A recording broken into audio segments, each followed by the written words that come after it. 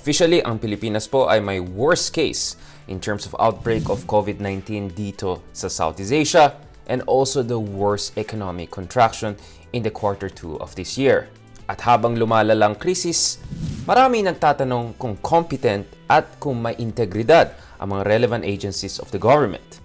And this is where the question of corruption becomes very important. Kung maalala nyo, si Pangulong Duterte made the issue of fighting corruption central to his 2016 campaign.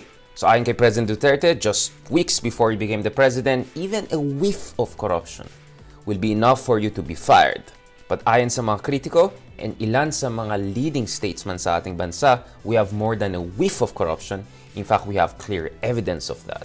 And the latest source of concern is PhilHealth and its leadership, especially because PhilHealth ay napakamahalaga pagdating sa provision of health insurance in the middle of the current pandemic. But wag natin kalimutan na not long ago, the Department of Health and its leadership was also under question. In fact, in June, the Ombudsman Office suggested potential investigation into misconduct or corruption in the Department of Health, particularly by its chief, Mr. Duque.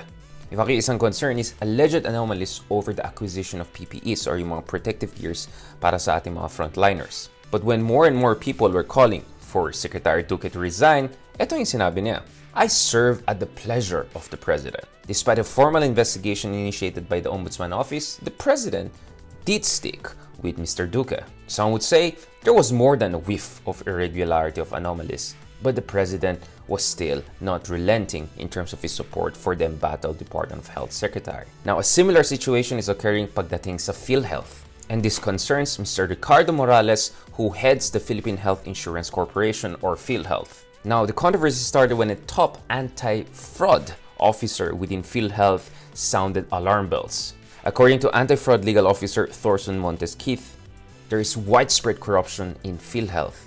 According to Senator Lacson, there's more than just a whiff. In fact, there's an organized syndicate or parang may mafia sa loob ng PhilHealth. But then again, even if some are suggesting that may ebidensya talaga at there was a whistleblower within the PhilHealth who raised this issue and had to resign, President Duterte or Malacanang once again refused to fire the person under suspicion.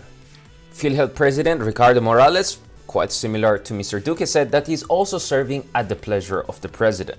Ayon sa kanya, there are still things that has to be done. I'm here serving at the pleasure of the President.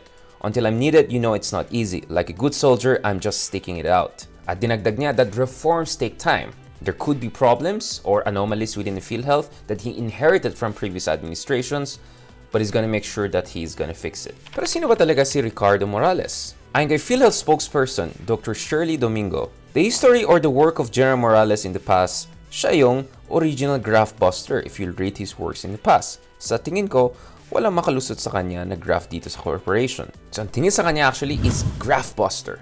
Now we know that he's just one of dozens of former top generals and military officials serving in very senior positions, cabinet and sub-cabinet position in the Duterte administration. And also, he's one of the many people from Davao who are in senior positions of government right now. Now, interestingly, at some point, he held very sensitive positions within the Marcos regime, including being a top security aide to former First Lady Imelda Marcos. But later on, there was a fallout with the Marcos dictatorship, and he joined the RAM, the Reform of the Armed Forces movement. And after EDSA and his retirement, he also served in different senior positions within the AFP. So that was a solid background in fields within military that are not too dissimilar from the Philippine Health Insurance Corporation. But what's really interesting with Mr. Ricardo Morales is that at one point he was a sort of a whistleblower himself within AFP, particularly during the Arroyo administration. And he paid a price for calling for greater transparency and fighting against corruption within the military. In particular, he raised concern over a 60-room resort in Boracay acquired by the Philippine military. And after posting that in public, he was relieved of his position as an army commander.